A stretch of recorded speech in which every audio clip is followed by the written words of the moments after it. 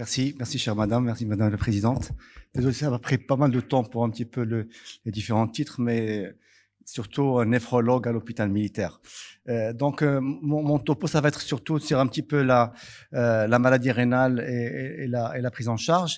Tout d'abord, je tiens à remercier ce premier congrès et la personne de madame la présidente, Dr Abaho, pour son invitation, et surtout le laboratoire Boringa pour me donner l'occasion de me tenir devant vous et partager avec vous la prise en charge pratique de la maladie rénale chronique en néphrologie. Donc, quelques conflits d'intérêts. Alors, ça va être des questions directes et on va essayer de répondre au fur et à mesure.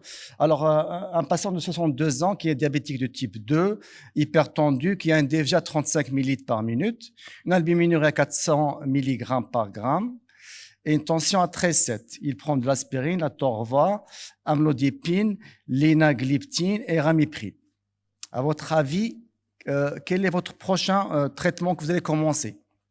Est-ce que ça va être une spironolactone, finérinone, irbesartan, inhibiteur GLT2 ou bien rien? Qu'est-ce qui vous dérange chez ce patient-là? Une albuminurie qui est très importante, il faut absolument la baisser. Donc, qu'est-ce que vous proposez?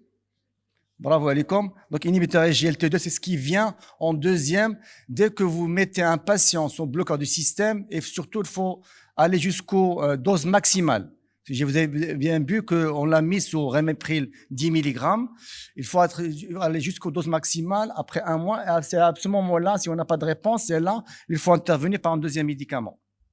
Donc effectivement, la maladie rénale diabétique, on parle plus maintenant de néphropathie diabétique, mais plutôt de maladie rénale diabétique.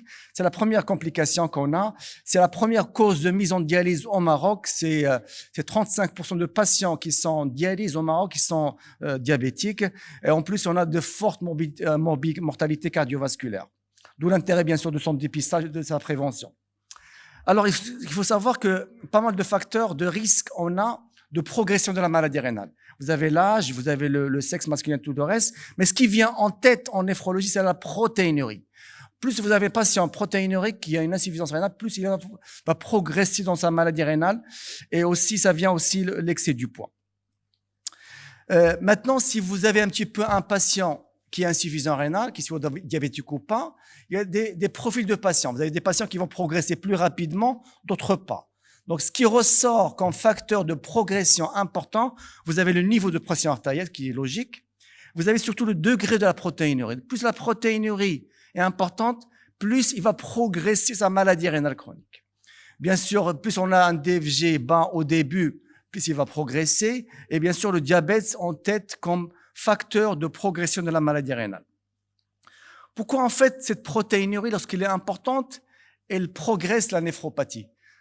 Il faut savoir que la protéinurie en elle-même, lorsqu'elle persiste, surtout lorsqu'elle dépasse 500 mg par jour, elle est toxique sur le rein directement. Elle est toxique sur les tubules, sur les mésangiums, dans différentes structures du glomérule ou bien du néphron. Il est attaqué par cette protéinurie à long terme. Donc, ce passage continu de protéinurie sur le néphron va l'altérer. Et donc, du coup, notre premier objectif, nous, c'est qu'il faut absolument le baisser de façon importante pour protéger notre rein. Deuxième chose, il faut savoir que les patients diabétiques, ils ont tendance à retenir beaucoup de sodium. Par quel moyen? Par l'hyperglycémie, elle retient le sodium. L'insuline en elle-même, lorsque vous l'injectez, elle fait retenir le sodium. Donc tout ça fait que les patients diabétiques, ils ont une tendance importante de retenir le sodium. Regardez cette belle étude. Il faut savoir que maintenant en néphrologie, notre principale toxine, c'est plus l'urée, ce n'est plus créatinine. Ce qui ressort en tête, c'est la rétention du sodium chez les patients. Cette étude-là, un petit peu vu ce que ça fait d'être insuffisant rénal et d'avoir, c'est-à-dire la rétention du sodium. Donc, regardez là. Donc, le patient insuffisant rénal chronique, il y a une rétention du sodium au niveau du cœur, au niveau du muscle, au niveau des vaisseaux, au niveau du péritoine, et au niveau de la peau. Même la peau retient beaucoup de sodium. On a même un petit peu amusé pour faire des IRM chez ces patients-là. On a trouvé qu'il y a pas mal de rétention de sodium chez eux. Donc, c'est ça qui un petit peu revient, c'est-à-dire revient de plus en plus. Qu'est-ce qui fait le sodium chez ce patient-là? Mais tout simplement, il y a une inflammation importante, surtout cardiaque, qui apparaissent. Donc, du coup, il faut absolument, intervenir pour réduire cette prise de sodium. On en a quelques moyens en dialyse, mais les patients qui ne sont pas dialysés, il faut absolument rechercher des moyens efficaces pour éliminer cet excès de sodium. On a ce produit qui améliore les choses, parce qu'on a beau un petit peu expliquer aux patients de réduire la prise, tout ça, ils ne résistent pas, parce que ils peuvent réduire la prise du sodium, mais il y a du sodium un peu dans les légumes, dans les fruits, dans tout ce que vous voulez. Donc, du coup, la maîtrise de la prise alimentaire du sodium n'est pas si excellente. Donc, ce qui fait que cette molécule est apparue pour vous dire que, comme quoi, c'est un moyen d'élimination de sodium de façon continue, douce et efficace, c'est ça un petit peu qui a expliqué l'effet bénéfique dans différentes pathologies. Donc, si on a en fait, si je vais un petit peu expliquer brièvement l'effet bénéfique, dès que vous avez une hyperglycémie, donc il va être réabsorbé par le tube proximal et automatiquement le sodium aussi va être réabsorbé. Donc, du coup, vous aurez moins de sodium qui va arriver au niveau distal. Cette baisse de sodium qui arrive au niveau distal va le ressentir le rein comme quoi une chose anormale, donc il va dilater l'artère qui rentre dans le glomérule, l'artère afférente. Cette artère afférente, lorsqu'il est dilatée, elle est néfaste pour le glomérule. Pourquoi ça? Parce que elle va transmettre directement la pression vers le glomérule qui va être un petit peu néfaste à long terme. Donc, du coup, dès qu'on a une baisse de ce sodium qui arrive au niveau distal, on aura plus cette dilatation, mais plutôt une vasoconstriction de l'artère afférente, et ça va un petit peu diminuer la pression intraglomérulaire. Il n'y a pas que ça. Le fait de réduire un petit peu ce sodium-là, de l'éliminer, il y a pas mal d'effets. Sur la diurèse, comme expliqué C. Faisal, en plus, on a pas mal d'effets de la pression dans le glomérule qui va soulager le glomérule, qui va le permettre de fonctionner de façon correcte. En plus de ça, on a une réduction du volume plasmatique. Vous savez très bien que les diabétiques, ils ont tendance à avoir une rétention hydrique et sodique. Donc, c'est pour cela qu'ils ont une hypertension assez fréquente. En plus, on a un effet sur le système sympathique. Ça ressort de plus en plus. Les patients insuffisants rénaux, ils ont leur système sympathique qui est majoré et qui un petit peu prédispose à l'hypertension artérielle. Donc, les effets sont assez divers dans la maladie rénale. Donc, ils ont un effet sur la pression artérielle, sur le métabolisme tubulaire, sur l'insulinorésistance, sur tout l'inflammation aussi. Donc, pas mal d'effets. Mais si on voit un petit peu de près ce que ça fait au niveau, c'est-à-dire histologique, rénal, ben vous voyez que dès que vous prescrivez un inhibiteur SGLT2, vous avez un effet direct sur un petit peu les lésions que le diabétique a. Donc il y a des lésions au niveau des podocytes, c'est-à-dire le système interstitiel. Donc toute la structure histologique rénale souffre à cause du diabète. Donc lorsqu'on retire ce sodium-là en excès, tout ça un petit peu s'améliore au fil du temps. Donc, vous connaissez très bien cette belle étude EMPA-KIDNey qui a un petit peu démontré l'effet bénéfique chez les patients diabétiques qu'ils avaient une clairance entre 20 et 45. C'est la première étude qui a un petit peu inclus des patients avec une clairance aussi basse et surtout, ils ont inclus des patients avec une albuminurie importante. Vous avez très bien vu que, c'est-à-dire les autres études, ils incluaient des albuminuries à 100, 30, 60, mais là, c'est supérieur à 200 mg par gramme, c'est pas rien du tout. Donc c'est les patients qu'on voit en pratique, c'est les patients qui viennent avec des DFG basses et une albuminurie importante. Ils ont démontré un effet bénéfique sur le plan progression de la maladie rénale, sur le plan hospitalisation, maladie cardiovasculaire et tout le reste. La même chose, l'effet bénéfique a été démontré lorsqu'on a une albuminurie, mais surtout lorsque l'albuminurie est importante. Dès que l'albuminurie est supérieure à 300 mg par gramme, l'effet il est encore plus important. Regardez, si on compare un petit peu supérieur à 300, entre 30 et 300, moins de 30, l'effet bénéfique il est meilleur lorsqu'on a une albuminurie importante. Donc, plus l'albuminurie est importante, plus l'effet est bénéfique. Mais bien sûr, même avec une albuminurie basse, l'effet aussi ressort comme significatif. Alors, cette belle méta-analyse a un petit peu regroupé les principaux effets bénéfiques des glyphosines, qu'ils soient chez les diabétiques et les non-diabétiques. Maintenant, on a 3 ou 4 pathologies rénales, claires et nettes, un effet démontré sur le bénéfique et sur la protection. Donc, chez les patients diabétiques, ce qui ressort de façon significative, c'est la progression qui est réduite, en bleu.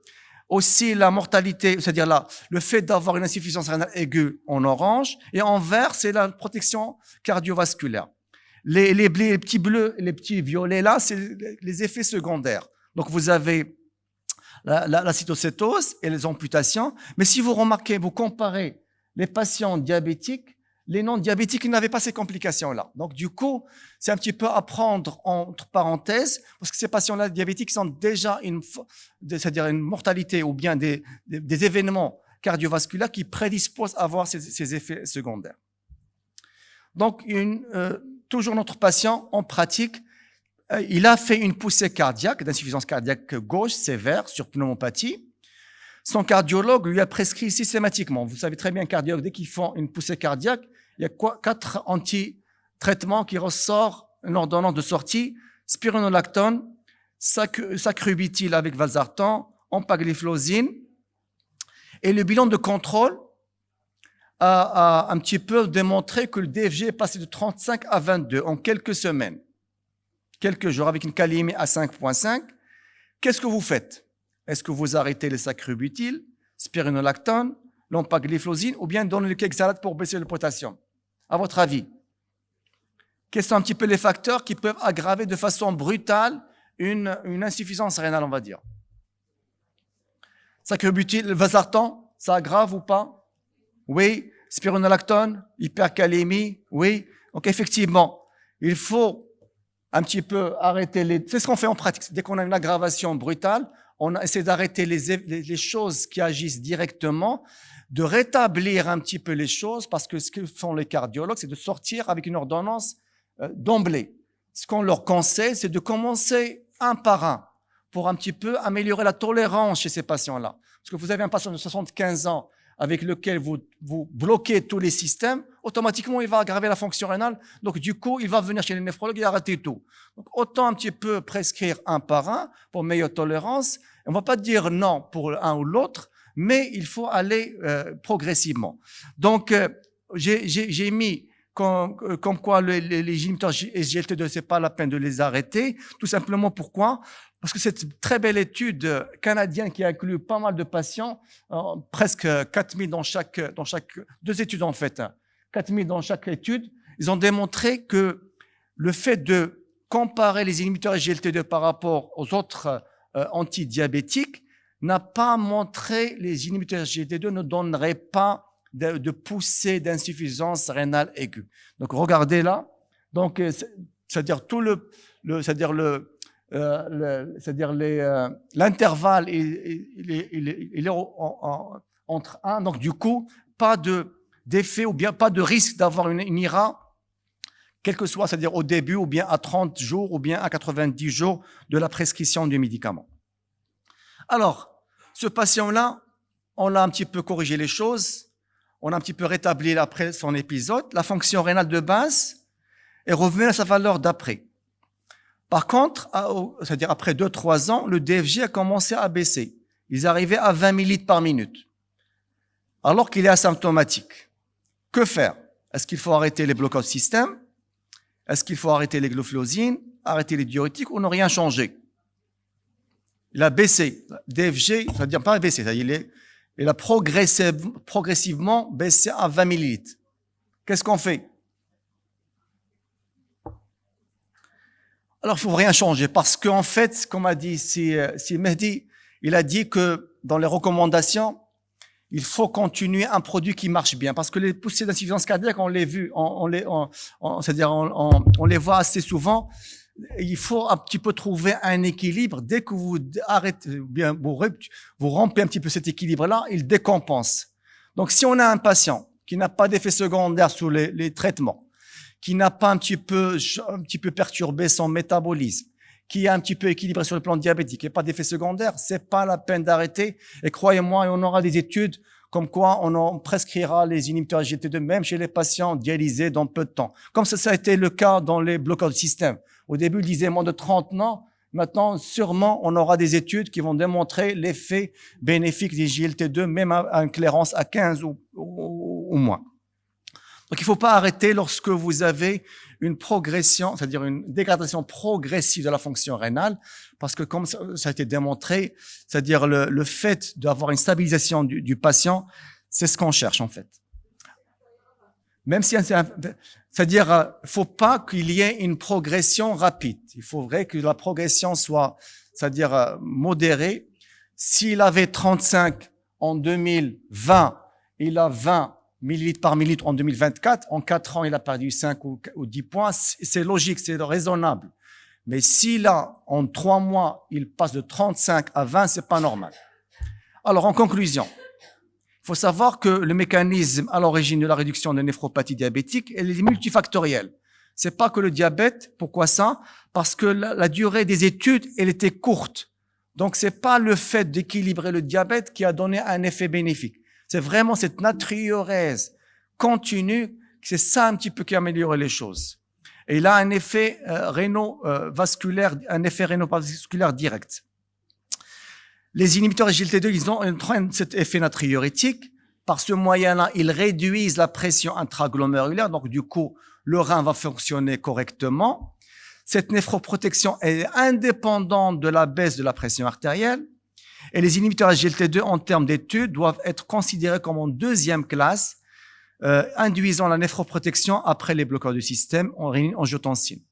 Et dernière diapo, c'est pour vous dire que les inhibiteurs SGLT2 peuvent prévenir les complications rénales diabétiques, y compris lorsque la clairance est trop basse, et que la réduction du risque absolu est plus importante chez ceux qui présentent une albuminurie sévèrement augmentée et qui ont déjà un DFG conservé. Donc, les recommandations sont plus fortes chez les patients présentant une albuminurie importante et chez les patients diabétiques ou non diabétiques. Et je vous remercie.